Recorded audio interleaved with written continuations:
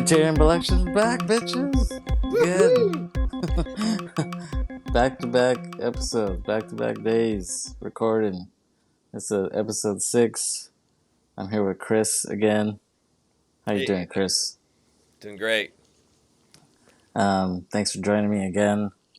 In honor of Black History Month, we are doing another Wesley Snipes movie. What is it with you and Wesley Snipes? What the hell? He's a great actor, does great work, great projects. Yeah. Yes. What are we doing next? Passenger 57? That's a good one. Demolition Man? We should do Demolition Man sometime. I love that movie. Was that like Dennis Rodman and Sylvester Stallone? No, it was Wesley. Wesley and Sylvester. Wesley Snipes? Yeah. Okay. Dude, you need to watch that ASAP.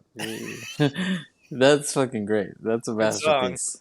Come on, you're such a big Taco Bell fan. You need to watch that movie again to see what big role Taco Bell plays in that film. I do not endorse the Taco of the Bell. So, in case you didn't guess, so we're doing New Jack City from 1991. Classic of black cinema. We kind of had a few films rattling around. I was thinking doing American Fiction, but you hadn't seen it, and then when you did see it, you didn't really like it that much. So, decided to go with the tried and true New Jack City, which we reference. You reference a lot for some reason. Kind of comes up a lot. When did you see this? Did you see this in the theater at the time? I probably did. The movies were. People went to the movies all the time back then. So yeah, I saw it several times, and like when it came out on VHS, just like got it several times from the Blockbuster. Yeah. So yeah. And did you also have like those mom and pop video chains around Carlsbad too? Yeah, there were a few. Yeah, we had the Video Escape by my house. I worked there a little bit. They had 3 chains, Vista, and Northern California, Southern. I don't know what it's called. Nice. You're lucky. Neighborhood. I never got to work at a video store. I wanted to. I think I applied to Blockbuster, but never got hired. Mm-hmm. So you're lucky. So was it like one of those old school places that had like the porn section in the back with like the curtain? Yeah, that was always very awkward. Just watching them go across. We had ours right by the front desk, so they had to go right by me and then in there. And if there was any kind of strange noises coming from there, that was concerning. But they always had like that shower curtain. Like, what the hell? What are you guys doing in there? Yeah, it's no secret what's going on in there, but I guess children wouldn't go in there. They'd be like, "Oh, there's a curtain." Well, that's the thing. I was a kid at the time, so I would be like, "Why is there a shower curtain over there?" And people were like, "No, I don't know." But yeah, you're lucky. You got to work at the mom and pop VHS with the porn section. Return a disc, and every time we come in, we'd be very uncomfortable saying, Space Age Sluts or whatever the movie was is still missing, and you owe us $80 for that. Wow, yeah. Nice. And it was like the big box. Right? It was like this. Yeah, they're gigantic. 4 times the size of the VHS. Yeah, why did they make it so big? Just so you couldn't hide it from the family? They like the artwork, I guess. I don't know. Okay. Now that we've established the porn section of the mom and pop video stores, let's the Lord's work is trust. Yeah, exactly. So you saw it in the theater, I guess. You saw it a few times, and then I was a kid. This was 91. So how old was I? 5, 7, 6 or 7 when it came out. And I think my older brother and sister saw it or something, because I think they had like the soundtrack or something. I remember like hanging around the house and they had the CD, and I was like, "Oh, what's this? I want to see this New Jack City. That's pretty cool." And then eventually I saw it and discovered what a classic it was. Um, so yeah, it's pretty. Watching it again, it's a real like product of its time. It's a real snapshot of that era. Yeah. And you might hear my cats in the background meowing at each other. Um, just disregard them. Yeah, like it's a real snapshot, and like when you go into the movies, like the first word you hear, which we say all the time, you see the studio logo, and then you hear you're about to witness the strength of street knowledge, which is from NWA. It's from Straight Outta Compton, Hmm. and it's funny because we always say it as like a non sequitur, like like when we take turns playing music at work, and we'll say you're about to witness the strength of street knowledge, and then we press play, and it's Celine Dion or something, like something truly OG. gangster. Yeah, exactly. Or Jim Brickman, whoever you play, some Yanni. Christian. Yeah, so that's true street knowledge right there, Yes. Kris. So it's cool that they kind of just put that in as like it's almost like like a mixtape or something. Like it's not like they use the song in the movie, but just having that little clip of that phrase is pretty cool. And then we cut and we see the intro with the cool skyline of New York. It's pretty cool, and get to see the Twin Towers in Hmm. all their glory before they were. And there was like a bombing there in '93 too, right? Not just 9/11 or something. There was like a bombing there in '93, and some terrorists tried to bring it down that time, and so this was even before that. So you really get to see the Twin Towers there, and the music at the beginning. It's pretty cool, has that type of sound that was in at that time, Hmm. and really like the music, like that's partly, at least like this is how this isn't based on research, this is just me, my perception of it, like the music from the time is partly why the movie's named that way. So like New Jack City, so in the late 80s and early 90s there was this genre of R&B. It was like a subgenre of R&B called New Jack Swing. So basically what that meant, it was like this is a new type of R&B. It's kind of fusing hip hop a little bit, a little bit more dancey R&B, not like the soul ballads that you had before. It was like just after New Edition, kind of like they were kind of more pop R&B, but then it was like a little more hip hop, dancey type of R&B. And they called that New Jack Swing because it was like, oh, these guys are New Jacks, and basically what New Jack means is like a newbie, like an upstart, basically. So that's why it's called New Jack City, because it's like these New Jacks just took over, and kind of the creator, like the architect of that New Jack Swing sound, was this kid Teddy Riley, and he was just a producer at first, but he basically created that whole sound, and he ended up writing and producing for like Keith Sweat and all these dudes from that time. He worked with pretty much everybody. Um, I think Janet at the time too, even though she was working with the other guys, Jimmy Jam and Terry Lewis, but Teddy Riley, he was doing his thing, and then he did Rex and Effect, Rump Shaker. I know you love that song, Kris. No, you love that. And Yes. then he started his own group, Blackstreet, which obviously they did the classic No Diggity, which No is doubt. also one of your favorites, right? No diggity. No Uh, doubt. yeah, exactly. So I think that's partly where they kind of took the name from, was from the musical movement. And I encourage people in general to watch Red Bull Music Academy. You can go on YouTube and search Red Bull Music Academy, and there were these lectures that Red Bull, the drink, used to put on. They ended it like in 2019 or something like that. That was like the last year they did it, or 2018. But they did it for like 20 years, and they would just bring in like musicians from all over the world, like people who are. It was like a workshop, but they would also bring in like famous musicians to like lecture to them, basically. And a lot of them are recorded, and they have a really great archive of them on YouTube. And I encourage people to watch as many of those as possible, but also like try to watch the Teddy Riley one because it's really good, and you can learn all about New Jack Swing and how he kind of came up with it. But he was pretty young at the time; he was like a teenager when he came up with that. So I feel like that's kind of where the name comes from. And so we see it says the city 1986. So I think even I thought maybe it was like at that time I thought it was like in '91, but it's actually supposed to be a few years earlier. And we see Nino, so Wesley Snipes is Nino Brown, and his boy, the guy from Do the Right Thing, Radio Raheem.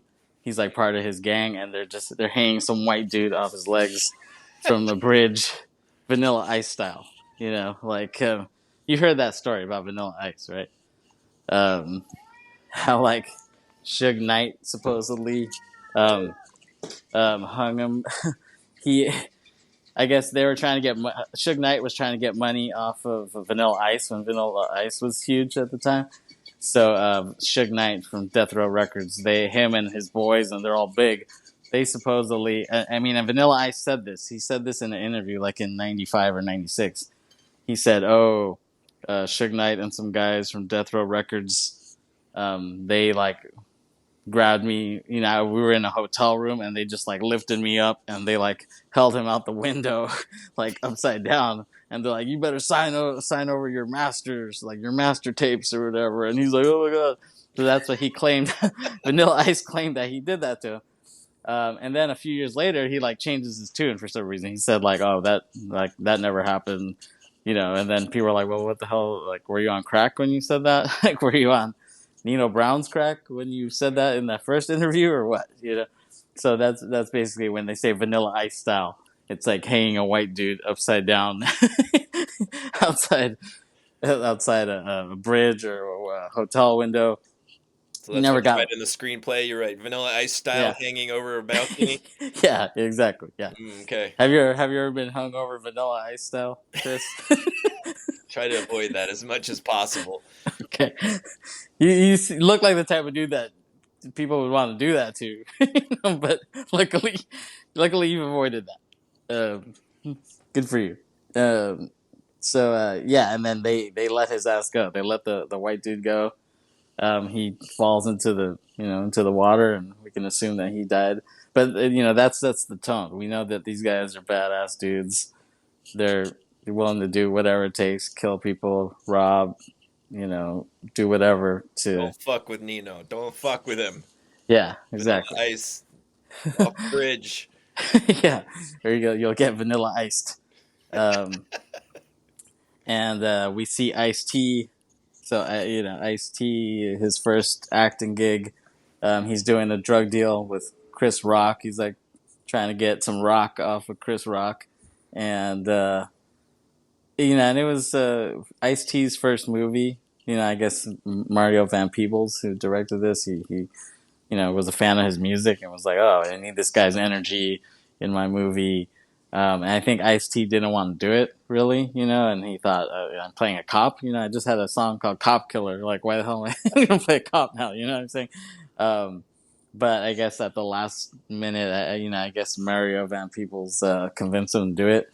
And Ice T was like, "That's one of the best decisions I've ever made," because that really launched his acting career. And being on Law and Order SUV for 50 years, it all started here.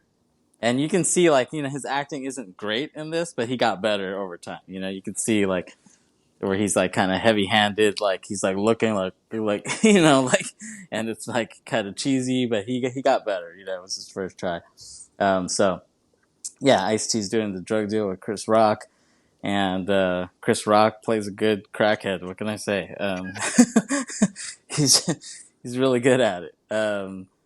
And Ice T kind of reveals he's a cop, or Chris Rock kind of figures out that he's a cop, and Chris Rock gets scared and he runs off on his bike, and it's a nice little bike chase scene. Really, you're used to seeing car chase scenes, but this is a random bike downstairs and a guy running after you scene.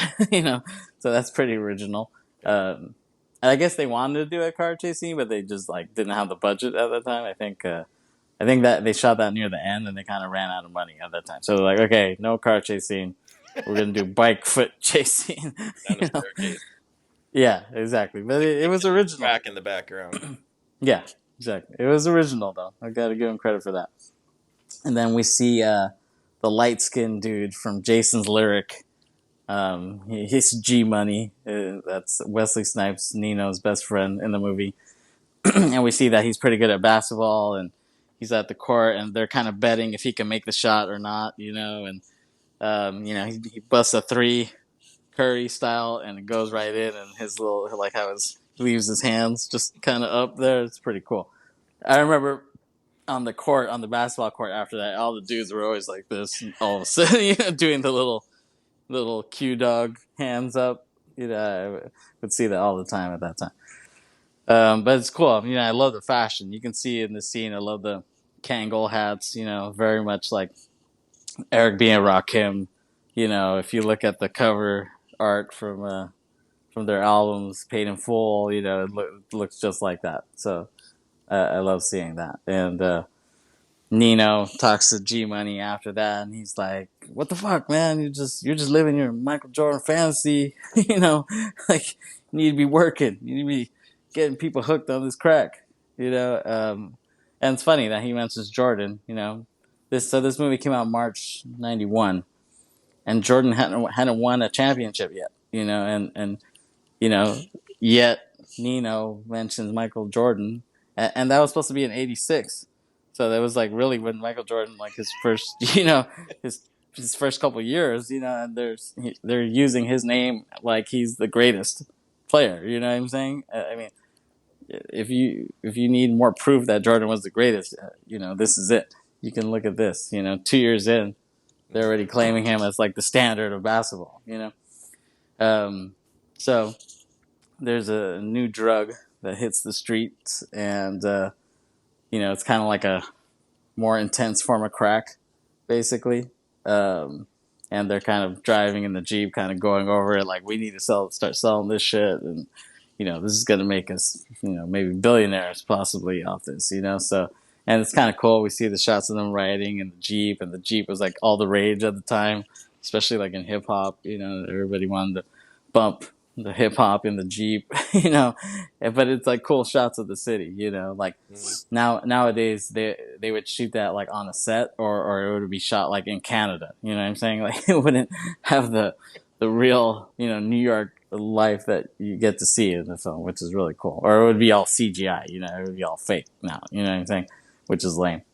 And then we see that they're at a club, and you see your boy Flavor Flav there.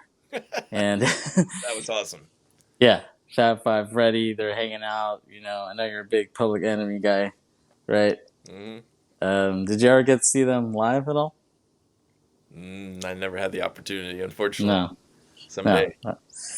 Yeah, maybe you still can cross them off your bucket list sometime. And this, you see like the club and all the dudes are dancing, and this is when like rappers danced a lot. You know what I'm saying?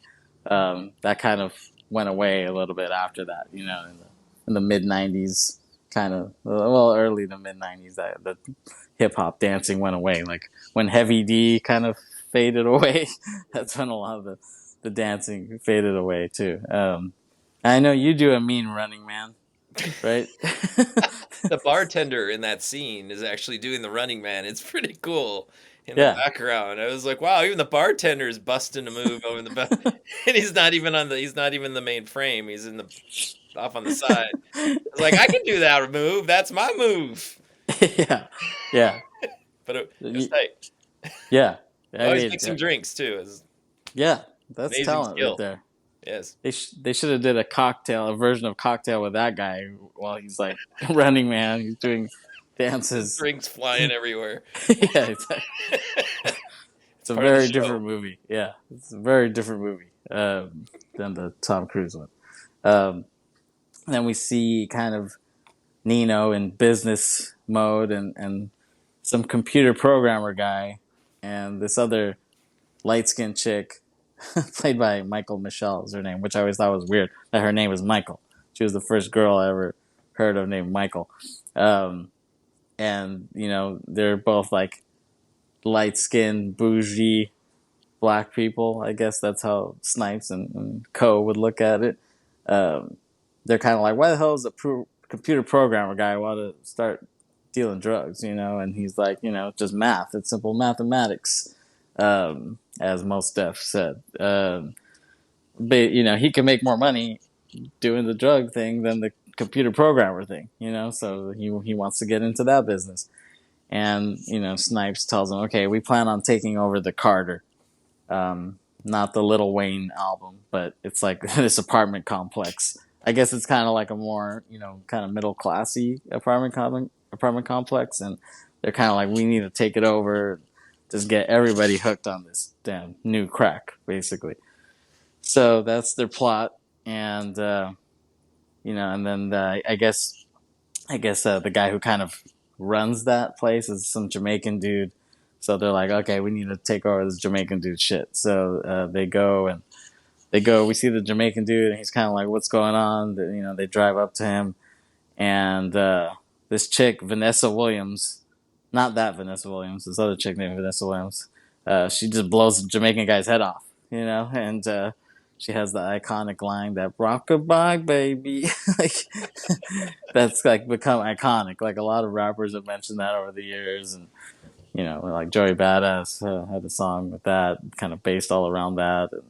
And this Vanessa Williams, I mean, she's a cool actress. I actually think she was on. I remember she was on Melrose Place. She was like on the first season of Melrose Place. She was like the token black chick on the show. It out really quickly. Yeah, exactly. Yeah, it was like that first season. Then, yeah, but I thought she was cool, and I think over time she changed her name to like Vanessa L. Williams or something like that, just to differentiate from Vanessa Williams, the Miss America / Eraser fame, which is a great movie she did with Arnold Schwarzenegger.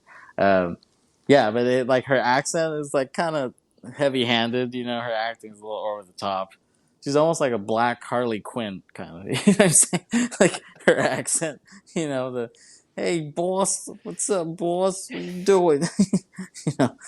Is very over the top. Maybe she can be in the next Joker movie. They could do a racial change, on the Harley Quinn.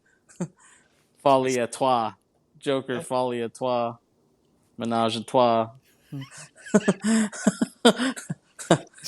It's an idea. Then we see these guys harmonizing kind of on the streets, like a doo-wop-ish R&B group, and this cool little montage, and then we kind of see the good guys now. We see the cops in their environment. We see Mario Van Peebles. We see Russell Wong, Chinese dude. And it's funny, them together, it's almost like a pre-Rush Hour, like black Chinese combo, like that we would see years later to probably better effect with Jackie and Kris. And he tells, the police chief, he's like, hey, I need New Jack cops to take down New Jack gangsters, like that's what he says. Like he can't just do it with these old fat donut eating white cops, you know what I'm saying? Like he needs New Jack cops. So he's like, all right, I'll let you do your thing. The police chief was like, okay, if you fuck up, this is your bad, and so he almost does kind of like a 21 Jump Street kind of thing, you know what I'm saying? He's like, I need like, young dudes who can kind of be undercover and, won't get caught, who can speak the lingo, who are from the streets, you know what I'm saying? Like, so it's like kind of 21 Jump Street. They want young guys who don't look like cops, you know what I'm saying? They don't have the 70s porn stashes that these guys had, like the Beastie Boys Sabotage video, and they're cops and these like porn stashes. Like, no, we don't need that. So we see Ice-T again, and Ice-T, he has like these dreads or like braids. I don't know. It's like they're not thick enough to be dreads, but they're like thicker than braids. I'm not really sure how to describe his hair there, but he kind of reminds me of that Freedom Williams guy from CNC Music Factory in this. When I'm looking at him, I felt like he was going to rap like, I'm just a squirrel trying to get a nut to move your butt on the dance floor. Everybody over here, everybody over here. Like, yeah, Maybe you should cover that song. Maybe you should. Yeah, yeah. He looks a lot like him, yeah, and what's his name? Okay, so and then we also see Judd Nelson, which was a shock, right? I mean, we were used to him in the fucking Brat Pack, dude. St. Elmo's, Breakfast Club, And then now, he's in this like hood movie, quote unquote. Like, it's like, where the hell did that come from? But I think he was trying to change his image. All those guys, like if you saw the Andrew McCarthy documentary, which a lot of people hated that he did last year, the Brad Pack. They were trying to shed that Brad Pack image. So I think Nelson was definitely trying to do that. So he's like, okay, I'll be in this black movie. You know what I'm saying? So, um, but I remember seeing an interview with Ice-T, and Ice-T really liked him. He's like, oh, he came to the set and he was cool. Like, he wasn't trying to be black. Like, he just came to the set like, what's up? Like, and Ice-T was like, yeah. He's like, because he was just a normal cool guy. That's what Ice-T was saying. He wasn't like Carson Dalying it. You know what I'm saying? Like Carson Daly, he was like the whitest dude ever, but then he'd have the rappers on his show and be like, "Yo, dog, what up, son?" Like, Dab me up. yeah, it's ridiculous. Like, Ice-T was basically saying that Judd Nelson wasn't doing that. He was just being a normal white dude. Not wasn't tripping or anything. With hundreds of African American actors all around him. Yeah, yeah, exactly. Yeah, Just and acting. yeah, Trying to fit in, I yeah, guess. yeah. Act He wasn't. weird. Yeah, like I said, he wasn't Carson Dalying it. I swear you can see montages. They even made fun of it after a while, like on TRL.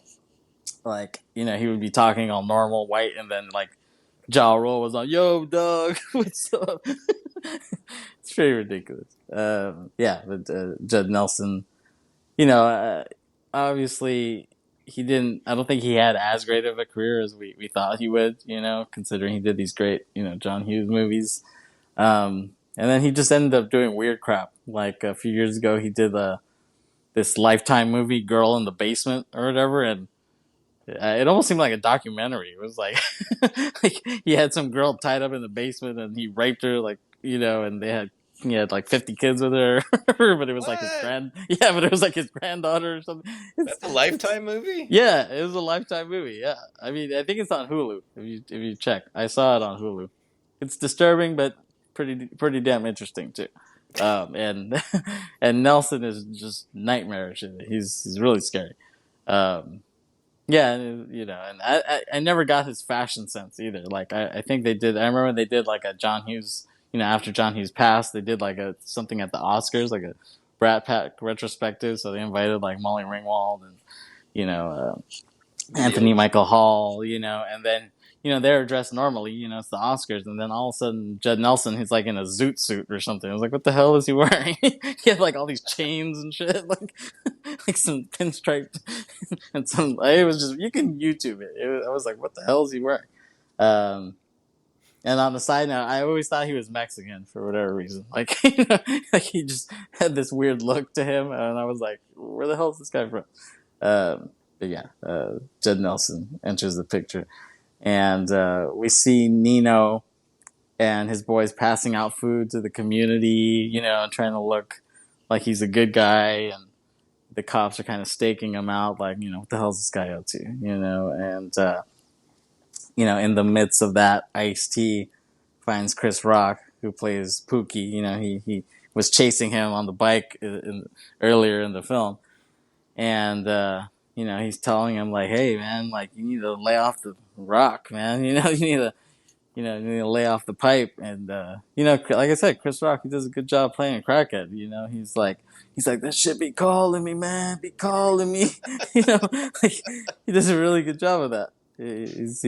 Like you feel for him, you feel sorry for him that he just can't get rid of it. Right. And so Ice-T basically takes Pookie to CAA, not the agency, but Crack Addicts Anonymous, basically. You know what I'm saying? And he tries to get him some help, basically. And we see him. We see like stories of other addicts, and Kris is there, just kind of sad and getting withdrawal. Suffering from withdrawal. He's sweating at night. And then he kind of explains like, oh, because I guess he was working with Nino at one point. He was like a stick-up kid or whatever, but he almost got shot or whatever. So, but he's like, oh, let me break. He's like, he knows his enterprise basically. So he's like, it's like a legit pharmaceutical company. Like you go in and you have to scan your ID, and you work naked, in the lab and stuff like that, And they're like, shit, like wow, like that really is. They didn't think it was that legit.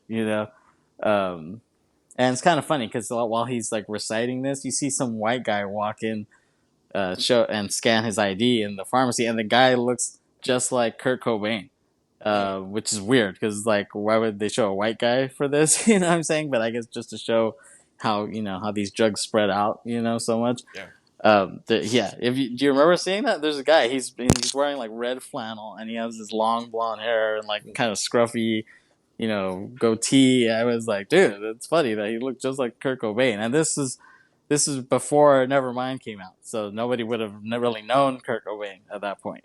So it's like a weird little prophecy, that this guy, you know, they have this Kurt Cobain lookalike months, so this movie came out March 91. Nevermind came out September 91. So this is like, way, I don't think, I'm sure Mario Van Peebles wasn't a fan of Bleach, the Bleach album from Nirvana. Hmm. But I guess you never know. So I just thought that was interesting.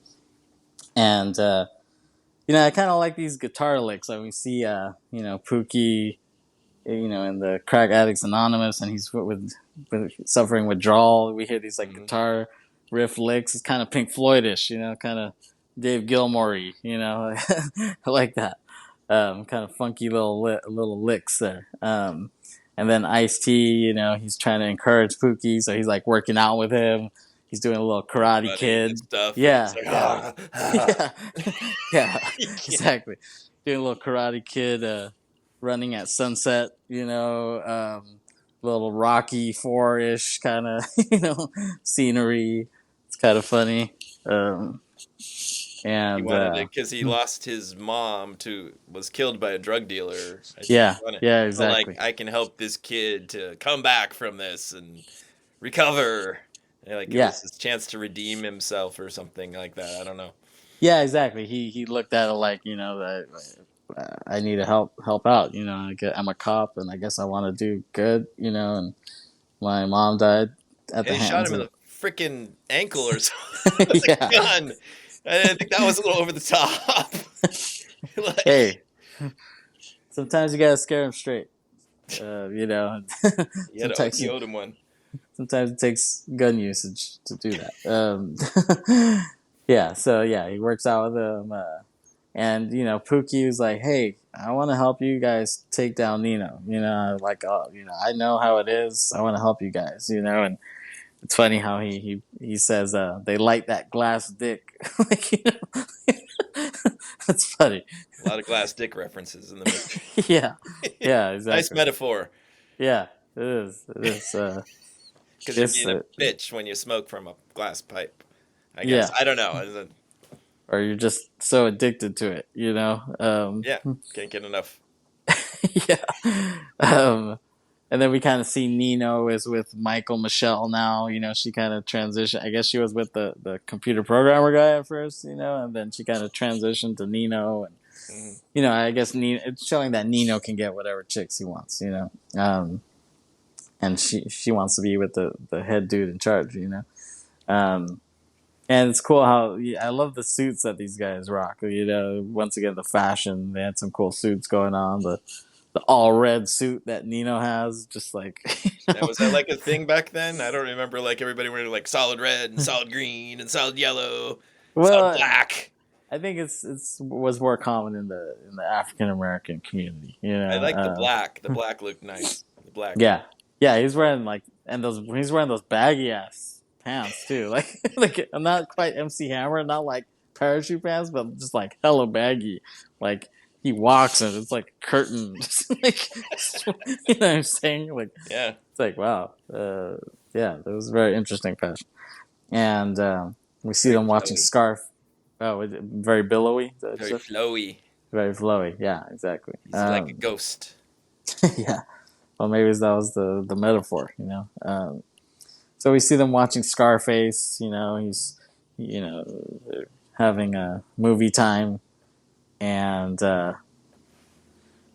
they're all kind of all hanging out, Nino and his crew and some girls, and Michelle gets pissed off because she found out like Nino told them that she's like infertile or something. Like, is that what happened there? Um, I think somehow it came up in the conversation that Right. she couldn't have babies, and it Yeah. was, it was a Yeah. private thing. It was not Yeah. meant to Yeah. be aired. Yeah, so she's pissed off about that. Like the Vanessa Williams character said something like, "Oh, like you just pissed off because you can't have babies or whatever," and she's like, "Fuck you," So that all hell kind of breaks loose there.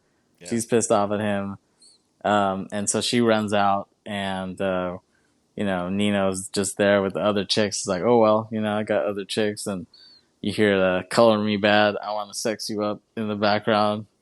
Classic song. I'm a big Color Me Bad fan, so it's nice to that they had them captured in the film. I didn't know I that. really, What's your I second mean, favorite track from Color Me Bad? Tell us all. I adore Mia Moore. I mean, to me, Oh, that's yeah, my that's a pretty good yeah, one. yeah, Okay, so that's two great. good songs. Come on, come on. They're that was a good album, the first album. Yeah, it was classic. Dream on, dream away. That's just classic right there. I mean, I still listen to that to this day. And it's funny because I remember maybe like the next year, I guess. Yeah, I guess it was probably like 92. It was my sister's like 15th or 16th birthday. My mom got her a 5-disc CD changer, Wow, and that was like $500 at the time. You know what that's I'm saying? balling. It was hella expensive, but I guess she really wanted it, so she gave it to her for her birthday, and she gave her a stack of CDs too. And I remember some of those CDs. One of them was Prince Diamonds and Pearls, which is great, and then one of them was Color Me Bad, the I Want to Sex You Up album. And so that was like really major at that time. It was like they're really big. They fell off very much quickly after that, but they were cool at the time. So they decided to send in Pookie to kind of work undercover and work undercover for the cops into Nino's enterprise, to see what they could What find could out. And possibly go wrong with that idea? yeah, Then a exactly. drug addict who just recovered from crack back Yeah. into the nest. Brilliant idea, guys. Brilliant ideas. Yeah, they didn't really they didn't have a high basketball IQ, these guys. You know what I'm saying? That was their go-to plan. Bring the Yeah. drug addict in. He'll get in there and infiltrate. Yeah, exactly. I mean, it is what it is. And I guess that's why these guys are new jack cops, not veteran cops. I don't think veteran cops would have done that, but these guys are new jacks, so they make mistakes. Well, Judd, I think didn't Judd say like we shouldn't do this or something to him? This is like a bad Yeah, he kind idea. of pushed back a little bit, you But Pookie know. was just he really wanted to do this. He wanted Yeah, to do a solid for Ice-T because of yeah, because how of he his did for rehabbing. him. Yeah, Slept with him in bed while he was recovering. yeah, yeah. He wanted to pay it forward to the Yes, cops. exactly. Yeah, Wanted to and get so back at him. This guy who created this drug addiction in him. And right, yeah, exactly. So and there's like a nice little shot like of the hidden cam. You can see like it's like a hidden camera, and you can see the little nice little black and white. It's a pretty cool shot. The fact that they have that.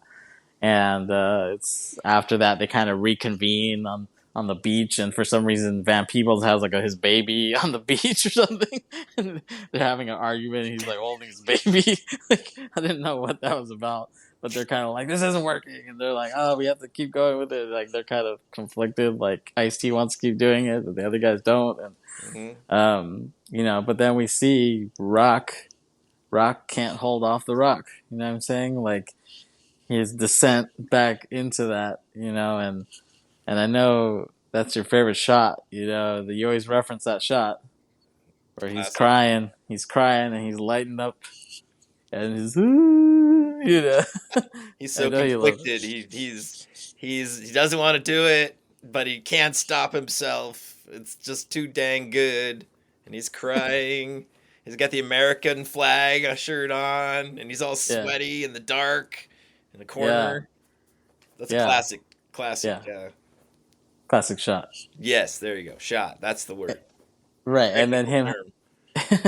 and him having that flag shirt. It's a nice little, irony, metaphor, the whole thing, Dogs are And they even, destroying America. yeah, exactly. Ronald Reagan would be proud. So, and they do even do a nice little Hitchcock zoom while he smokes one. They do this Hitchcock zoom where, so the thing with the Hitchcock zoom is like, it's like zooming in, but it's like weirdly zooming in. So like how they do that is like, the lens zooms in, but the camera, the tracking goes backwards. So that's almost like a cycle thing. So that's why it gives it this weird zoom. They're trying to be kind of trippy about it. So it's cool that Van Peebles threw that in there. Hmm. Yeah, and then so the cops like raid the lab. They're like, okay, like let's take this shit down, and so Nino's crew finds out like Jason Lyric, light skinned dude is there, and he's like, oh shit, and they have to basically burn it down. They're like, okay, let's burn this shit down.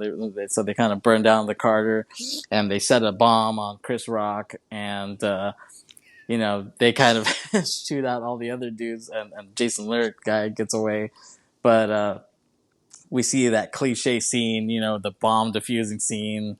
We saw it in Rush Hour. We've seen it in a million movies. Like, do you pull the red wire or the blue wire? Like, who the hell started that? Anyways, like It's probably I like a almost, Mission Impossible or something. yeah, I was thinking that too. Yeah, I feel like Mission Impossible probably started it in one of their episodes, and then like movies just took it after that. So while all that's going on, Nino is getting it on with some chick, Wrong as he chick. should be. The Uniqua. Yeah, The sexy seductress.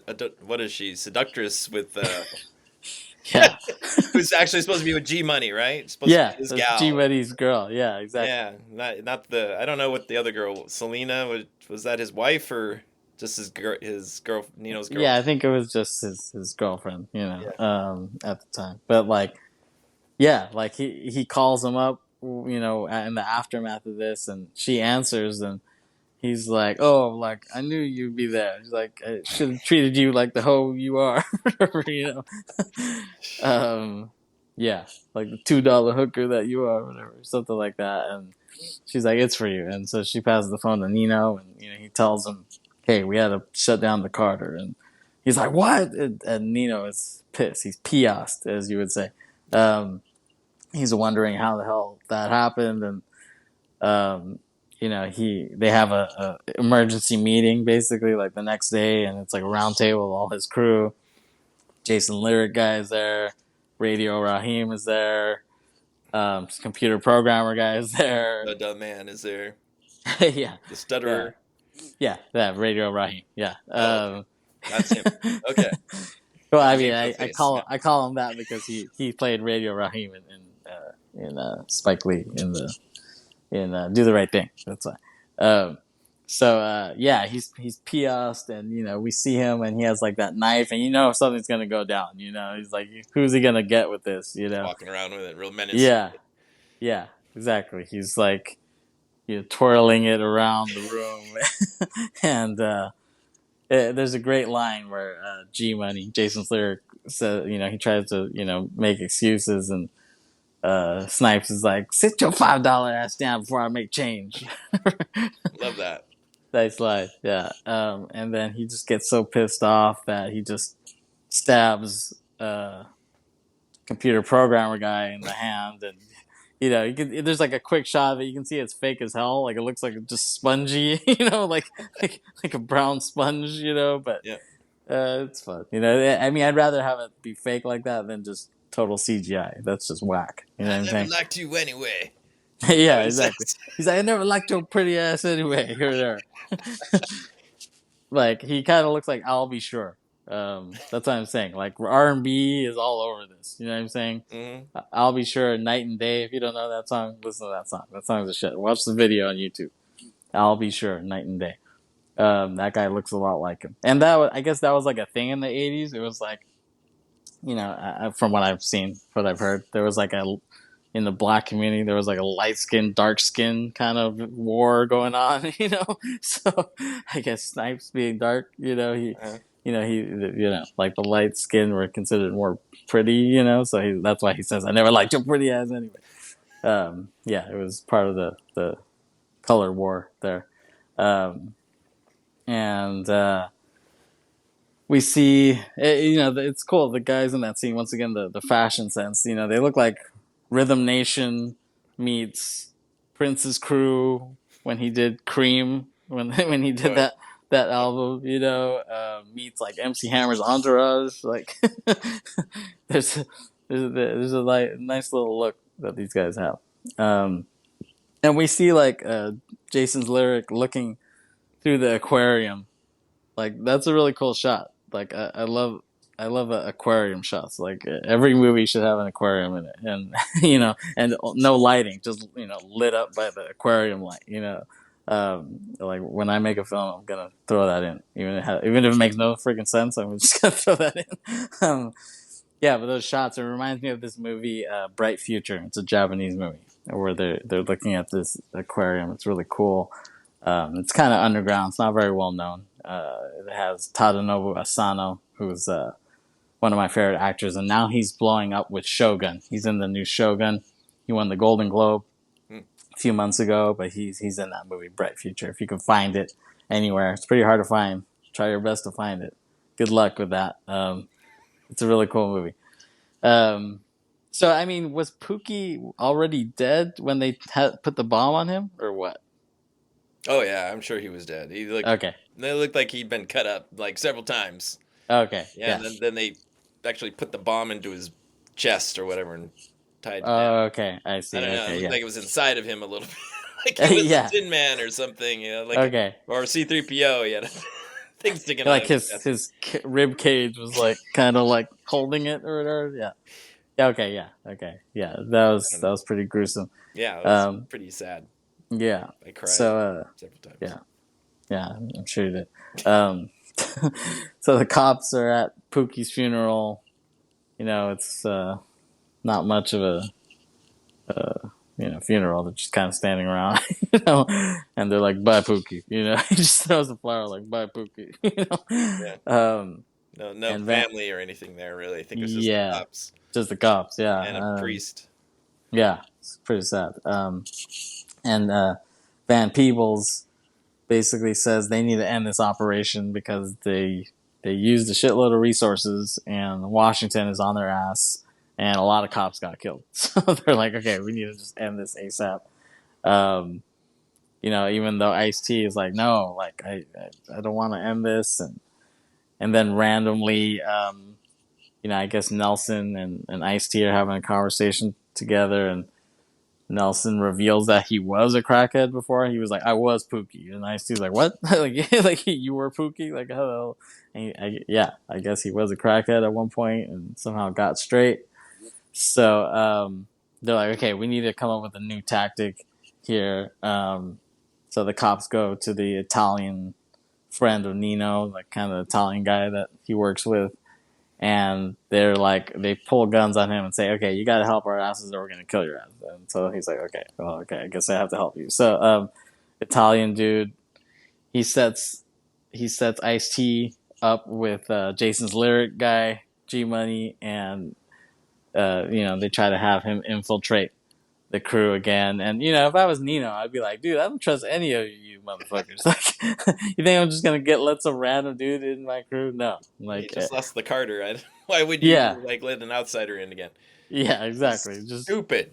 Yeah. But I mean, and then, storytelling wise, I guess they figured that, we wouldn't buy that either. So Ice-T really has to earn, his trust, he really has to earn Nino's trust.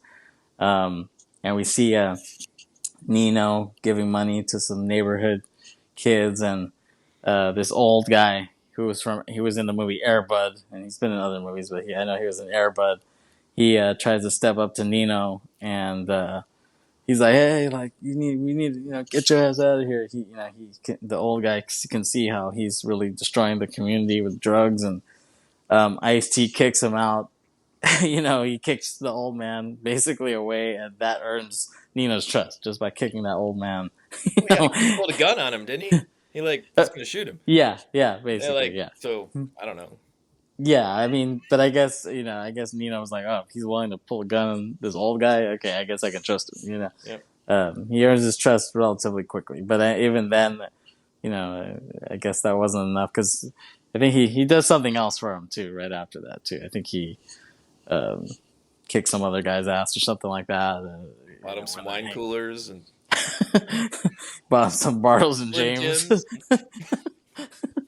and he's like, I like this guy. I like your style. Yeah, he earns his trust pretty quickly, and then we see Ice-T and Snipes are chilling in the pool together, like some hot Asian chicks there.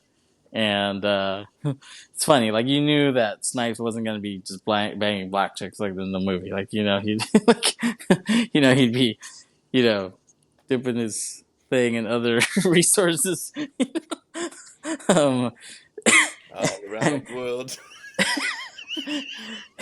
yeah, and Snipes. I've said it before on a Rush Hour podcast. He's a real Asian file. Like he's really into karate. He's really into Chinese food and all kinds of crap. So that chick who was in that scene with him was probably his girlfriend at the time. Honestly, like he always has to cram some Asian shit into all of his movies.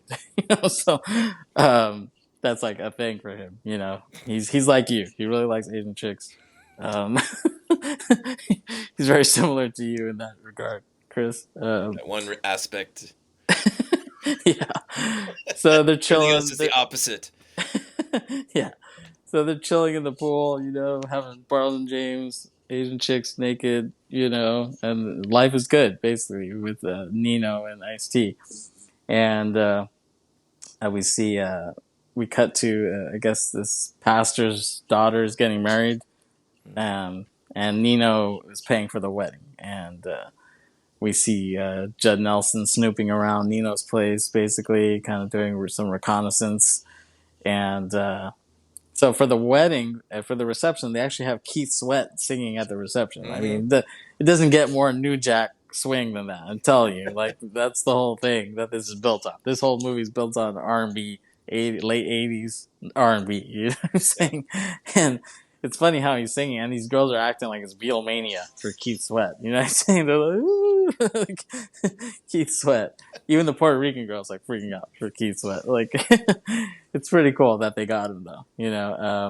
Because Keith Sweat, I mean, the song he did, "I Want Her," I wanna, that Teddy Riley produced that. He's the architect of New Jack Swing, and that song is like a textbook New Jack Swing song. Like if you look up Encyclopedia Britannica and New Jack Swing, they're gonna have a picture of Keith Sweat there. I want it.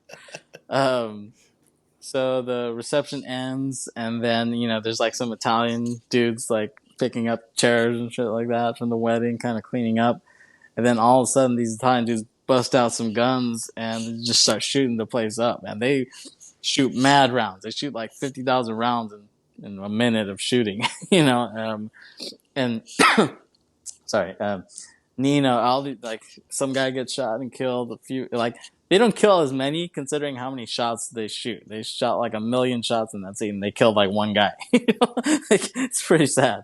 Yeah. But Nino, he picks up a little girl to kind of use her as like a human shield. You know what I'm saying? Like he grabs her, he's like, oh, kill her. So I guess it just shows you how crazy it is. Oh, and I guess they do kill Rockabye Baby. They kill Vanessa L. Williams too in that.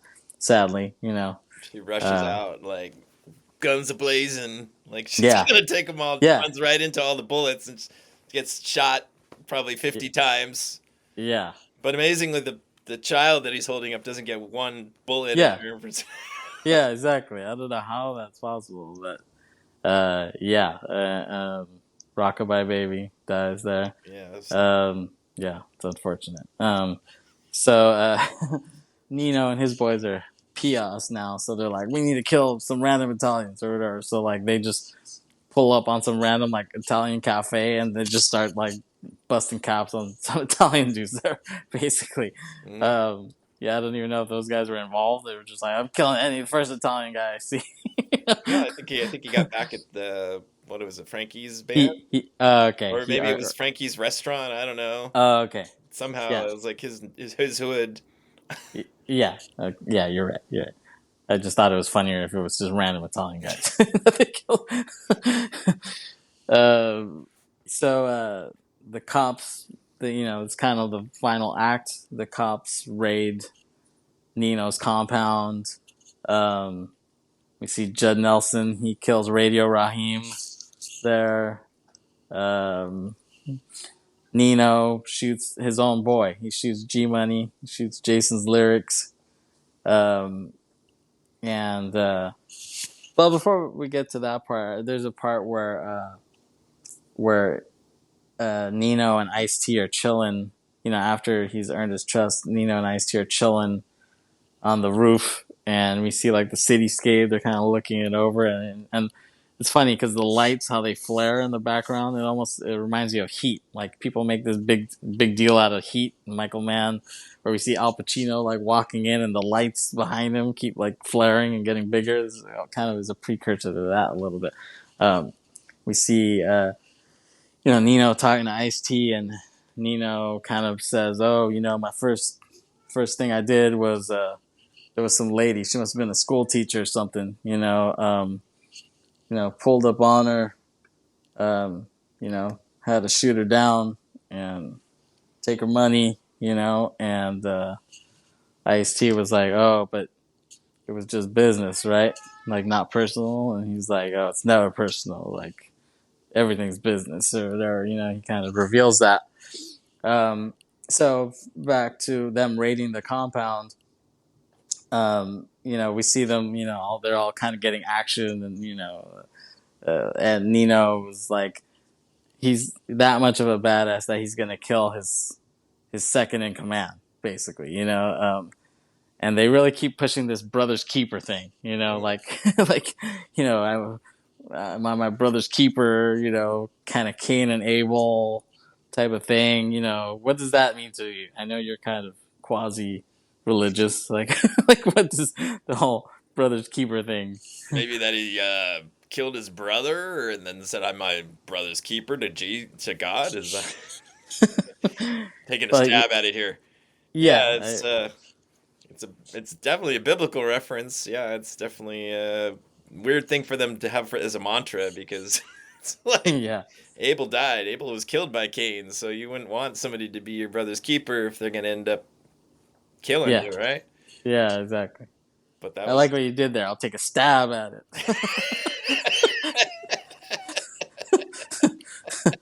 I think it was several uh, stabs. yeah, I'll take some.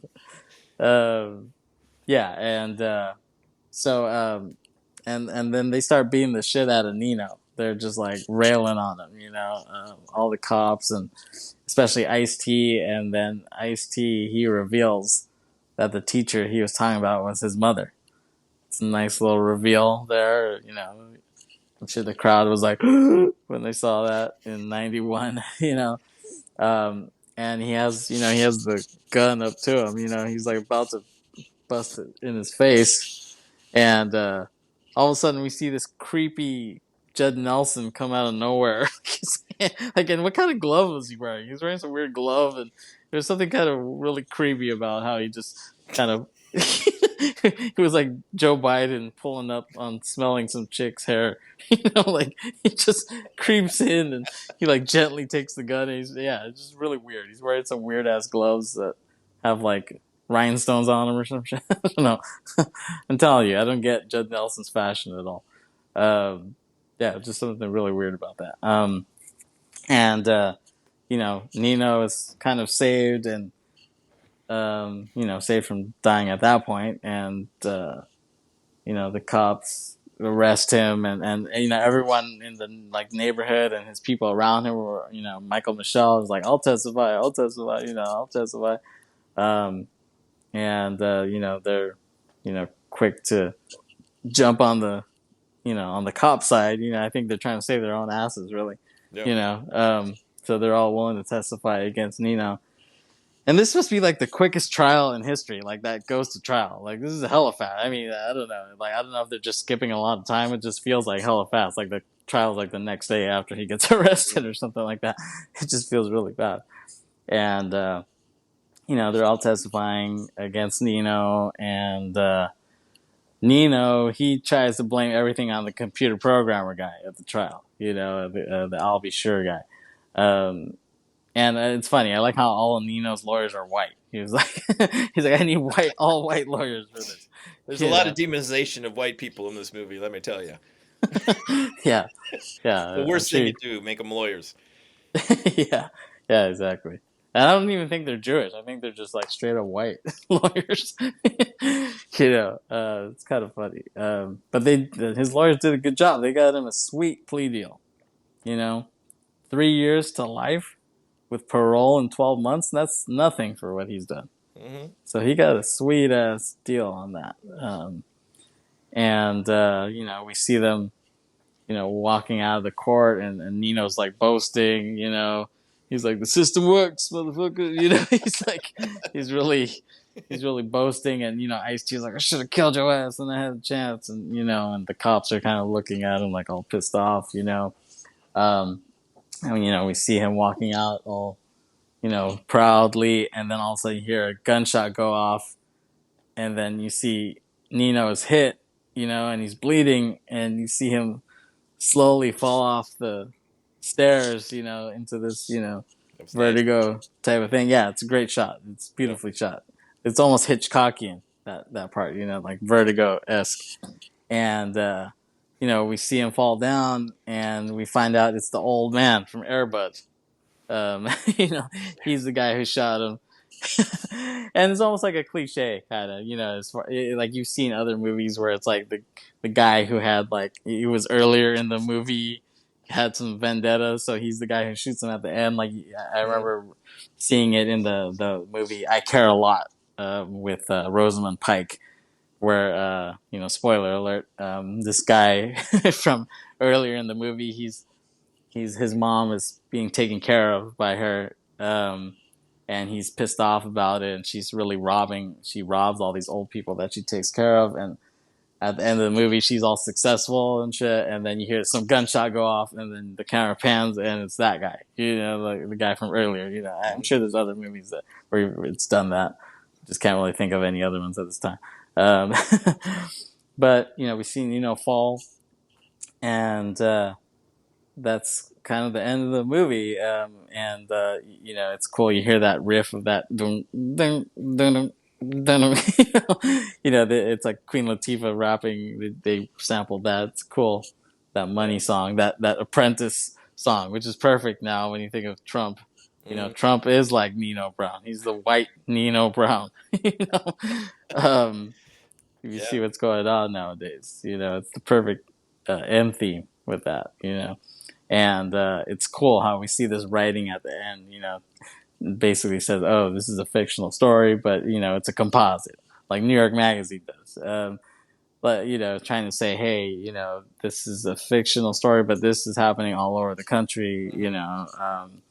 The movie really had a message, and I think it was really trying to say that they need to make some systemic change with drugs. Right. The war on drugs wasn't working. They were just kind of throwing black people in jail, and they thought that solves the problem. Just throw them all in jail. Where it's really like they had to get to the root cause, and they had to make systemic changes for to get through that. And obviously there's still drugs are still a problem now. Drugs just evolve, but the problem just stays the same. Yeah. So it's cool that this movie really did have a message. And anything I missed that you wanted to talk about, like as far as scenes or anything? Go. I don't know. There's a lot of great scenes in it. There's a lot of great shootouts, assassinations. Yeah, yeah. Well, I mean, when you look at it, this was '91, and it almost kicked off like the '90s were the era of like the hood movie, quote unquote. That's what people, looking back now, they say '90s hood movie because these were very common at the time. You don't really Yeah. see them much after that, or they evolved into something else. Because if you look at it, so this is '91. Boys in the Hood came out the same year. Yeah. Juice came out in '92. Menace to Society came out in '93. And eventually the Wayans brothers did their parody, that "Don't be a menace to South Central while drinking your juice in the hood." Like, That was a good one. it was hilarious. Yeah. But what's funny is that they couldn't fit New Jack City into that title. You know what I'm saying? So it's Yeah. almost like it was a hood movie, but it wasn't. Like it wasn't a cliche hood movie like maybe those other ones kind of were. This was like a little bit different, like in the fact that it was seriously trying to tackle the drug thing, and Right. also being in New York, showing the New York mafia almost type of lifestyle, Organized instead of like crime kind of West thing. Coast, yeah, instead of like West Coast gangs, that you see in Boys in the Hood. Um, so yeah, it was like kind of a hood movie. It kind of kicked off the hood movie thing, but it kind of wasn't a hood movie, similar to. So that's kind of ironic because Van Peebles, Mario Van Peebles, his dad is Melvin Van Peebles, and he was also a filmmaker and an artist. They both have very interesting lives. Him and his dad, really random, a lot of like kind of vagabond traveling artist type of dudes. And what's funny is one of the movies that his father made, Melvin Van Peebles, he directed that Sweetback's Badass Song. Did you ever see that? Mm. So that was like maybe 72 or 73 or something like that. And people credit that with starting like the blaxploitation genre, kind of, even though people say that it wasn't really a blaxploitation movie. It's so similar to New Jack City, his son directing this. It kicked off the hood movie thing, even though it really wasn't a hood movie when you kind of look at it. It was really a drug, gang movie, gangster movie, mafia type of movie. But I don't know a lot about Peebles and his family, but in the limited research I saw, like I said, I know his father. He was kind of a weird dude. Like he started off. He was smart. He went to college. I think he studied economics. His dad, but then he like joined the military, and then he randomly moved to like the Netherlands, and then um, he made a movie there while he was in the Netherlands. So his name was Melvin Peebles, but because he lived in the Netherlands, he put the Van as like a tribute to the Dutch people. He changed his name to Melvin Van Peebles. Oh, Um, so he made some movies there. He did like a lot of theater and kind of random stuff. He's a musician too, and he did all kinds of weird hippy dippy stuff. And he married this German chick, and she was an actress. She was like in that SS women, werewolf women of the SS or whatever. She was in that movie. classic. Yeah, exactly. A lot of good nudity in that. So he married one of the chicks from there, and I guess he was living in Mexico City at the time. So that's where Mario Van Peebles was born. He was actually born in Mexico City, which is weird. I never knew that until I just recently did the research here. And then also, I didn't realize how old he was either, because like he looked pretty young in this movie, um, but he's actually he was born 57, Mm. so that makes him older than Madonna, Prince, and Michael, who are all from 58. And I mentioned that because 58 is like an iconic year because those three were, those three 80s icons were, born that year. So yeah, I didn't know all that. Some little bit of trivia I found. So I guess Tupac auditioned for the role of G Money, but he was turned down due to the fact that he looked younger than Wesley Snipes. Mm. So, but I guess Tupac, he would later do Juice, obviously, and his character was kind of similar to Nino. So it was almost like he kind of played Nino a little bit in a different movie. Supposedly, Judd Nelson, on his first day of work, the film's security guards, who were from the Nation of Islam, wouldn't let him on the set. So Nelson had to find a payphone and call the production office to be allowed in. I think they were just like, "Hey, who the hell is this Jewish guy? Like, we can't let him in. We can't let him on set." And I guess Chris Rock. So Chris Rock was on Inside the Actor Studio one time with James Lipton, and that was a great show, by the way. I used to watch that all the time. Rest in peace, James Lipton. And Chris Rock claimed that for several years following his acclaimed performance as the crack addict Pookie, drug dealers would approach him and put crack and cocaine in his pocket.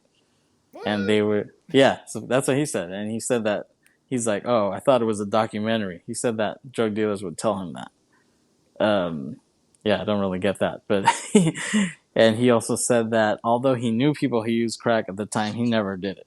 And in his 97 memoir that he wrote called Rock This, he said he's only smoked marijuana twice in his life.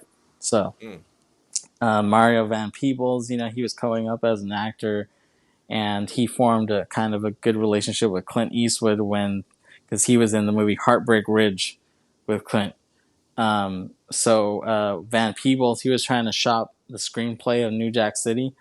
He was trying to sell it to Warner Brothers, and they were like interested, but they were like, kind of too black, kind of too hood, But I guess him throwing Eastwood's name in it, he's like, hey, I'm homies with Eastwood, and they're like, all right, like you're homies with Eastwood, then hell yeah, here you go. Like, I guess Eastwood personally vouched for Van Peebles, and they were like, hey, give the kid a shot, like let him direct, and so. Yeah, they gave him a shot, and that launched his directing career. I mean, he hasn't really directed that many movies, but I feel like he did a really good job on this movie as far as direction. He kind of killed it.